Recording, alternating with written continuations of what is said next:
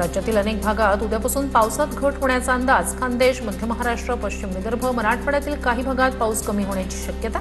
पुढील 10 दिवस ही परिस्थिती कायम राहण्याचा अंदाज. मुंबईत पावसामुळे गेल्या 3 दिवसात 400 झाडं पडली. वादळी वाऱ्यामुळे झालेल्या पावसात विविध झाडांच्या 600 फांद्या तुटल्या. महापालिका आयुक्त अश्विनी भिडे यांची माहिती. मुंबई-पुणे एक्सप्रेसवेवर दरड कोसळली. पुणे मार्गावरील वाहतूक एकाच लेनवरून सुरू. तासाभरात मार्ग मोकळा होण्याची शक्यता. गडमाती हटवण्याचं काम सुरू. लोणावळ्यात रिसॉर्ट परिसरात भूस्खलन. 2 ढिगाऱ्याखाली अडकल्याची प्राथमिक माहिती. शोध आणि बचाव कार्य युद्धपातळीवर सुरू. पावसामुळे पुण्याच्या मावळमधील जनजीवन विस्कळीत. पवना नदीचं रौद्र रूप समोर. भातशेती पूर्ण पाण्याखाली. अनेकांच्या घरात पाणी शिरलं. काही गावांचा संपर्क तुटला. सांगलीच्या वाळवा तालुक्यातील बहे गावातील कृष्णा नदीवरील बंधारा पाण्याखाली. कृष्णा नदीची पाणी पातळी 19 फुटांपर्यंत पोहोचली. नदीवरील 3 बंधारे सध्या पाण्याखाली. गेल्या काही दिवसातील मुसळधार पावसामुळे महाड शहराला पुराचा मोठा फटका. पावसाचा जोर कमी झाल्यानं गांधारी आणि सावित्री नदीच्या पाणी पातळीत काहीशी घट. परिस्थिती हळूहळू पूर्वपदावर. नाशिकच्या लासलगावसह परिसरात मुसळधार पावसाची हजेरी. कोटमगाव रेल्वे पुलाजवळ पाणी साचल्यानं वाहतूक प्रभावित. पावसानं हजेरी लावल्यानं शेतकऱ्यांमध्ये समाधान. वसई-विरार महापालिका आणि आजूबाजूच्या परिसरात पाणी साचलं. यशवंतनगरमध्ये अंत्यविधी करून चक्क पाण्यातूनच मार्ग काढत घरी जाण्याची वेळ. पालिका प्रशासन लक्ष देत नसल्याचा स्थानिकांचा आरोप. विरारच्या बोळिंज नाक्यावर एका घरावर झाड कोसळल्याची घटना. विरार ते अर्नाळा मुख्य रस्ता बंद. सुदैवानं जीवितहानी नाही, मात्र घराचं नुकसान. विरार पश्चिमेतील बोळिंज वाझेआळी परिसरात महावितरणचा ट्रान्सफॉर्मर कोसळला. 5 दिवसापासून सुरू असलेल्या अतिवृष्टीचा परिसराला मोठा फटका. मागच्या 3 दिवसांपासून वीज पुरवठाही खंडित. मुसळधार पावसामुळे विरार पश्चिमेतील विराटनगर, चाणक्य चौक पाण्याखाली. गुडघाभर पाण्यात वाट काढताना नागरिकांची तारांबळ. मागच्या 24 तासांपासून परिसरातील वीज पुरवठा खंडित. पालघर जिल्ह्यासाठी पावसाचा रेड अलर्ट. पावसामुळे जिल्ह्यात 1 जुलैपासून आतापर्यंत 10 जणांचा मृत्यू. काल एकूण 1200 नागरिकांचं स्थलांतर. जिल्हाधिकारी इंदुराणी जाखड यांची माहिती. ठाण्याच्या शहापूर तालुक्यात मुसळधार पावसामुळे पर्यटन स्थळांवर बंदी. नदी, धबधबे आणि इतर पर्यटन स्थळांवर कोणताही अनुचित प्रकार टाळण्यासाठी खबरदारी. मुसळधार पावसामुळे भात पिकही पाण्याखाली.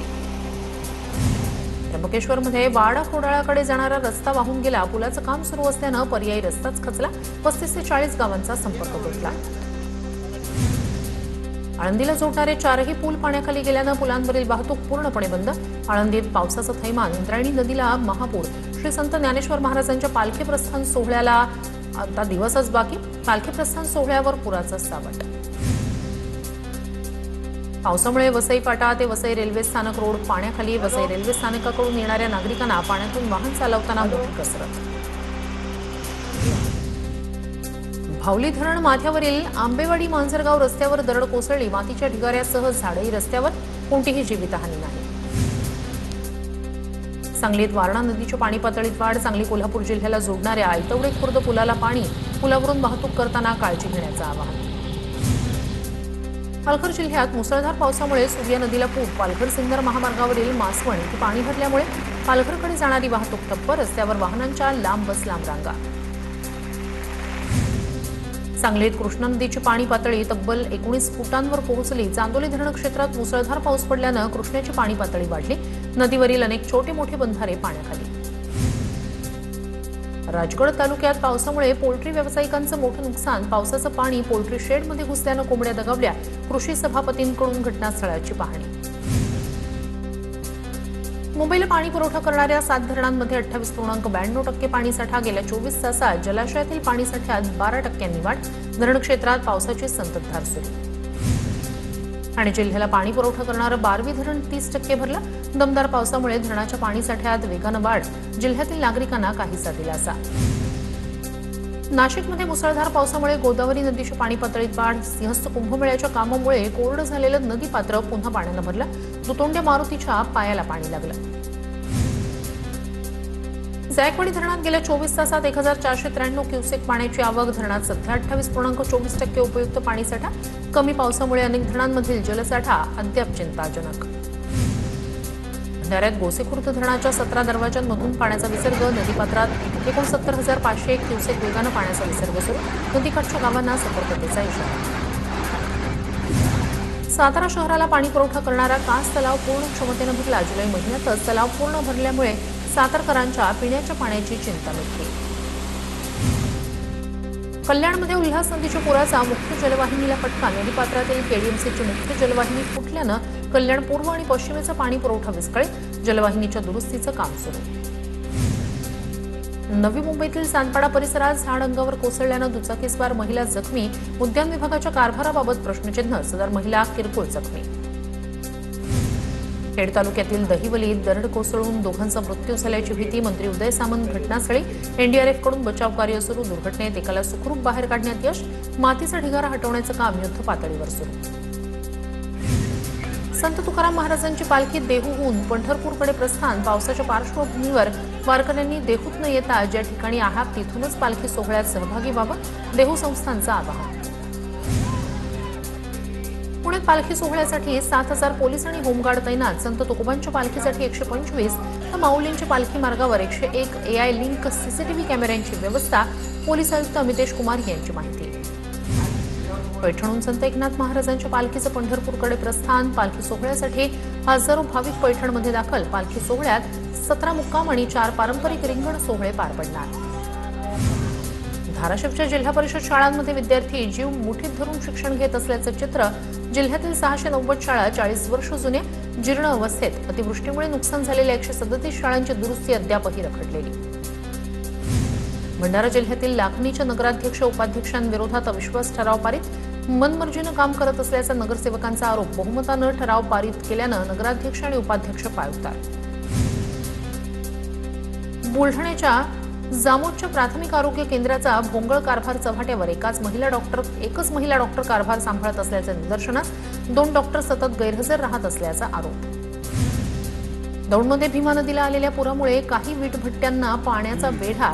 पुण्याच्या पश्चिम भागातील पावसामुळे भीमा नदीच्या पाणी पातळीत मोठी वाढ. जळगाव जिल्हाधिकारी कार्यालयात जिल्हा नियोजन समितीची बैठक. 834 कोटी 62 लाखांच्या निधीच्या खर्चाला मान्यता. 29 शहीद जवान स्मारकांच्या कामाचं पालकमंत्री गुलाबराव पाटील यांच्या हस्ते ऑनलाईन भूमिपूजन. मुंबईतील धारावीतील राजीव गांधीनगर परिसरात एका घरामध्ये अजगर आढळला. सर्पमित्र विकी दुबे यांनी अजगराला पकडून नैसर्गिक अधिवासात सोडलं. रत्नागिरीच्या खेडमध्ये चालकाविनाच एसटी बस सुसाट धावल्याचा प्रकार समोर. खेड बस स्थानकात मोठा अनर्थ थोडक्यात टळला. हलगर्जीपणाला जबाबदार कोण, चौकशीची मागणी.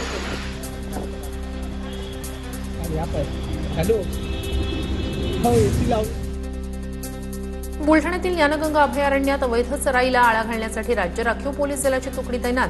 वन्यजीव संरक्षण आणि वनकर्मचाऱ्यांना मदत करण्यासाठीच निर्णय. वाशिम जिल्ह्यातील सर्व माध्यमांच्या शाळांमध्ये 1ली ते 10वी पर्यंत मराठी विषय शिकवणं बंधनकारक. नियमांचं उल्लंघन केल्यास शाळांना 1 लाखाचा दंड. पुण्यातील तळेगाव ढमढेरेमध्ये वेळ नदीत मोठ्या प्रमाणात फेस आढळल्यानं नागरिकांमध्ये भीतीचं वातावरण. पाण्यात रासायनिक सांडपाणी मिसळल्याची शंका व्यक्त. तपासाची नागरिकांकडून मागणी. अयोध्या राम मंदिर दान चोरी प्रकरणावरून बुलढाण्यात ठाकरेंच्या शिवसेनेचं रामरक्षा आंदोलन. रामरक्षेसह घोषणाबाजीनं परिसर दुमदुमला. आंदोलनामध्ये शिवसैनिक मोठ्या संख्येनं सहभागी.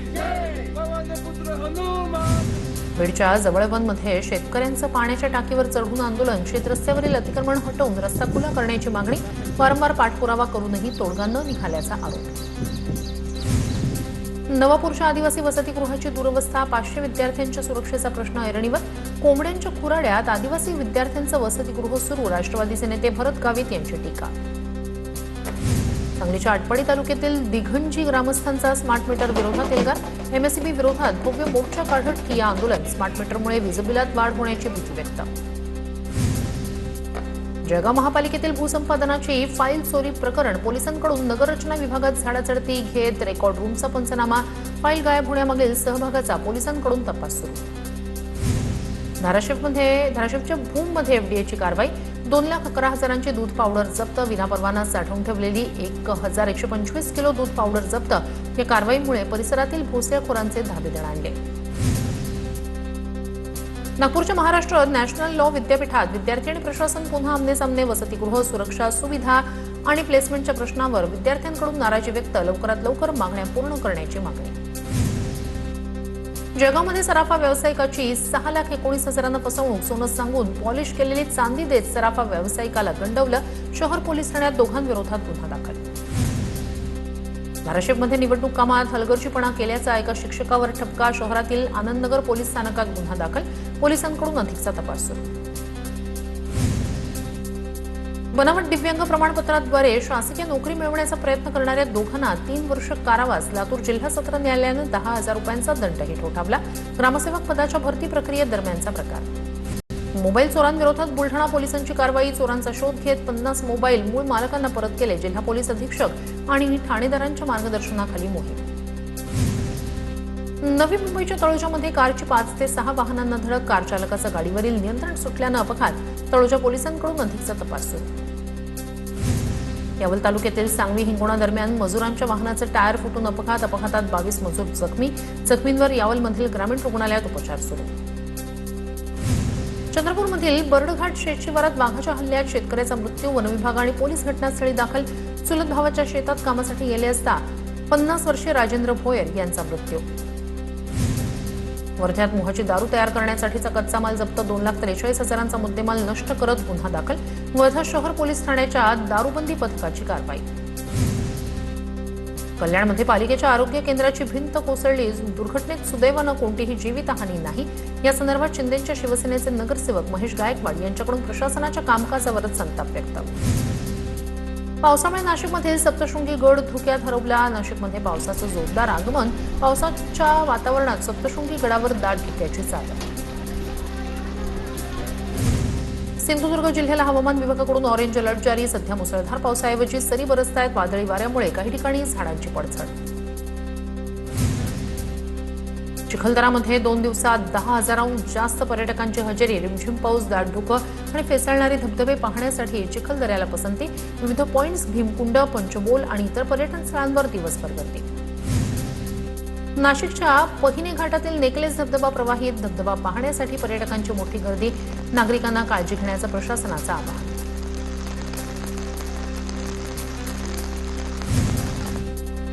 सिन्नरमध्ये मध्यरात्री मुसळधार पावसामुळे अनेक घरांमध्ये पाणी शिरलं. नागरिकांची मोठी तारांबळ. अनेकांनी रात्र जागून काढली. संसारोपयोगी साहित्य पूर्णपणे भिजल्यानं प्रचंड नुकसान. ठाण्यातील कळवा परिसरात भलं मोठं झाड इमारतीच्या खिडकीवर कोसळलं. घटनेत एका रिक्षाचं मोठं नुकसान. सुदैवानं कोणतीही जीवितहानी नाही. या धोकादायक झाडासंदर्भात स्थानिक नागरिकांनी आधीच अनेकदा दिल्या होत्या तक्रारी. लोणावळ्यातील मुसळधार पावसामुळे पूरस्थिती अधिकच गंभीर. लोणावळ्यातील पुडको कॉलनी पूर्णपणे पाण्याखाली. जवळपास 250 घरांमध्ये पाणी शिरलं. नागरिकांना सुरक्षित ठिकाणी स्थलांतरित करण्यात आलं.